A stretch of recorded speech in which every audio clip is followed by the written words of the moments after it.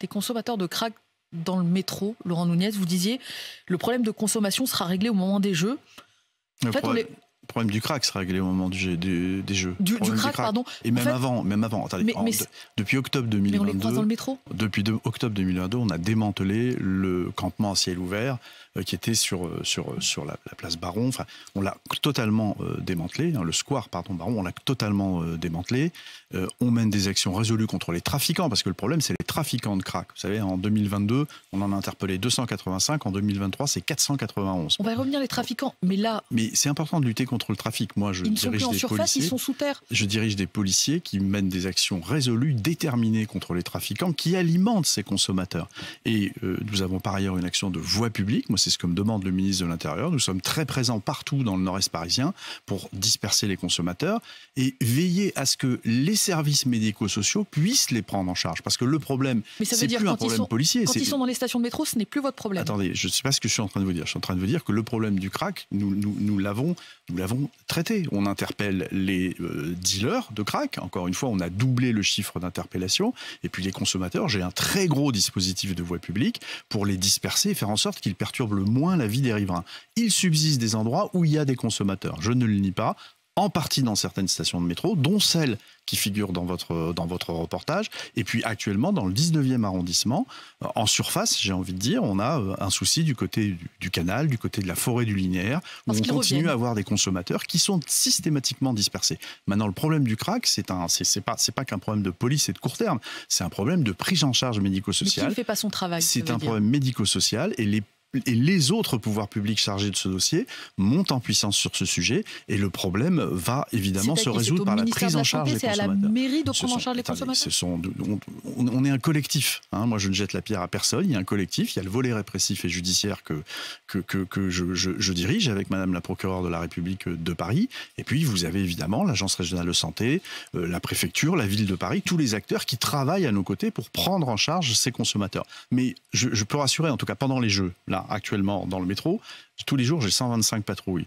Pendant les Jeux, j'en aurai 700, quasiment 5 fois plus. C'est-à-dire qu'il n'y aura plus ces images-là. Vous pouvez prendre l'engagement aujourd'hui. Évidemment qu'il n'y aura plus ces images-là.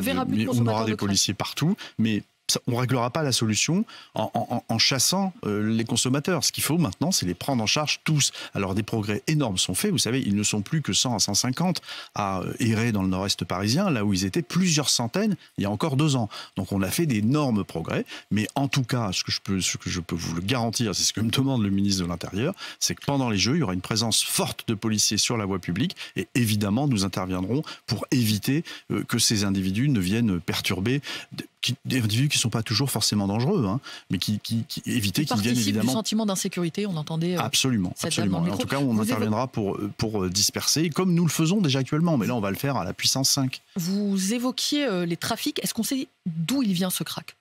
C'est un crack qui vient essentiellement des Antilles, essentiellement d'ailleurs... anti-Guyane, on va dire, et ils passent donc, ça arrive par des mules, des personnes qui transportent de la cocaïne, et donc il y a une action qui est menée déjà en amont. Il y a une action qui est menée en amont aux aéroports. Chaque année, c'est plusieurs centaines de cocaïne qui est saisie, et puis ensuite, il arrive à la main de trafiquants. Le réseau de crack, ce sont des petits réseaux de crack, et qui ensuite vont vendre leurs galettes de crack, ils transforment de la cocaïne à des consommateurs qui sont en grande détresse. Mais on a doublé, j'insiste, entre 2022 et 2023 le nombre de trafiquants interpellés, donc 491 en 2023, 285 en 2022. 5 fois plus de patrouilles pendant les Jeux, elles ont vocation à persister ou ce sera juste pendant un moment donné ? Ce sera évidemment pendant les Jeux, mais comme le demande le ministre de l'Intérieur, il y aura aussi un héritage en matière de sécurité. C'est-à-dire que tout ce que nous faisons actuellement dans la préparation des Jeux, toute cette action de lutte contre la délinquance partout dans l'agglomération parisienne, qui a produit en 2023 d'excellents résultats. Je profite pour dire que la délinquance en région parisienne a baissé. J'y viens, Laurent Nunez. Vous posez la question des patrouilles parce que précisément, il y a d'un côté les résultats du ministère de l'Intérieur qui montrent qu'effectivement, les chiffres de la délinquance pour 2023 ont plutôt tendance à être en recul pour la région Paris. Et puis, il y a en parallèle ce qu'on appelle une enquête dite de victimation de l'Institut Paris Région. C'est une enquête qui est menée tous les 2 ans auprès de 9000 personnes. Plus d'un tiers de ces personnes interrogées disent avoir peur dans les transports. Ça reste l'un des points noirs de l'insécurité, où vous allez peut-être me dire du sentiment d'insécurité qui persiste en région. Moi, je ne parle pas de sentiment d'insécurité. D'abord, vous dire, d'abord, merci de rappeler les chiffres, puisqu'on entend parfois dire des choses contraires. La délinquance, elle baisse significativement sur le territoire dont j'ai la responsabilité, c'est-à-dire l'agglomération parisienne, notamment, et vous avez raison de le souligner, dans les transports. On a des vols violences qui baissent en 2023 par rapport à 2022 de bien au-delà de moins 20%, et puis même des violences aux personnes tout simplement dans les transports qui baissent de 17%. Et compte tenu du poids que pèse l'agglomération parisienne dans la délinquance générale, on représente un tiers des vols violences au plan national, 30% des atteintes aux biens. Donc évidemment que ces bons chiffres se répercutent sur la délinquance au niveau national, qui enregistre aussi de très bons chiffres. Mais les Franciliens disent quand même avoir peur. Oui, alors je vais y venir. Mais quand les chiffres sont bons, il faut le rappeler. Vous savez que si les chiffres n'étaient pas bons, je pense qu'une partie des oppositions et autres nous le signalerait. Bon, les chiffres sont bons, ce sont des faits constatés qui sont enregistrés de manière beaucoup plus neutre et beaucoup plus sincère que ça a pu se faire il y a quelques années. Je tiens quand même à le dire. On a eu quand même une réforme de l'outil statistique. Je ne ferai pas d'autres commentaires, mais quand on parle des chiffres de la délinquance, il faut se souvenir aussi de ce qui se faisait dans le passé. En tout cas, nos chiffres baissent sur des items significatifs. Évidemment que c'est souvent insuffisant pour jouer sur le sentiment d'insécurité qui peut tenir lieu à un fait grave, le fait de croiser effectivement des consommateurs de crack dans le métro alors même qu'il n'y a pas forcément d'acte délictueux, ça entretient ce sentiment d'insécurité. Et c'est pour ça que l'action que nous demande de mener le ministre de l'Intérieur, elle porte évidemment sur les chiffres. Bien sûr, il faut faire baisser la délinquance, mais il souhaite aussi que nous soyons visibles et il faut rassurer les gens par une présence qui va au contact pour être rassurant. Et ça, c'est extrêmement important aussi. Je précise, les chiffres sont meilleurs sur la région dont vous avez la charge, oui. Au national. En revanche, les indicateurs principaux sont plutôt à la hausse sur les agressions physiques, les cambriolages et les violences sexuelles. Les cambriolages au plan national progressent bien moins que par le passé. Donc en région parisienne, ils baissent. Au national, ils progressent moins bien. Et vous avez des items au plan national, notamment sur les transports qui intéressent beaucoup les Français, qui sont aussi en baisse significative au plan national, je veux le signaler. Quand on voit ces chiffres, pour ceux qui nous écoutent et qui disent « mais je vois que les chiffres sont à la hausse en France », est-ce que vous n'êtes pas que le préfet de Paris, vous avez accès à beaucoup plus d'informations. Préfet de police, le préfet de Paris, c'est Marc Guillaume. Préfet de police, vous avez accès à beaucoup plus d'informations en réalité que sur le seul périmètre qui est le vôtre. Est-ce que vous dites, mais on sera prêt le 26 juillet, il n'y aura aucun problème sécuritaire pendant ces Jeux? Mais écoutez, aucun problème sécuritaire. D'abord, il faut rester modeste. Voilà, il faut rester modeste sur les questions de sécurité. On sera prêt en termes de sécurisation des Jeux. Évidemment, on y travaille complètement. D'ailleurs, les dispositifs de sécurisation des Jeux, de protection des sites, protection de la cérémonie, tout est calé en réalité. Et puis, on sera prêt sur la lutte contre la délinquance parce que le ministre nous demande de mettre en place ce qu'on appelle des plans délinquance zéro, notamment dans les endroits où il y aura des sites olympiques. C'est ce que nous faisons notamment dans le nord-est parisien, dans le centre de Paris.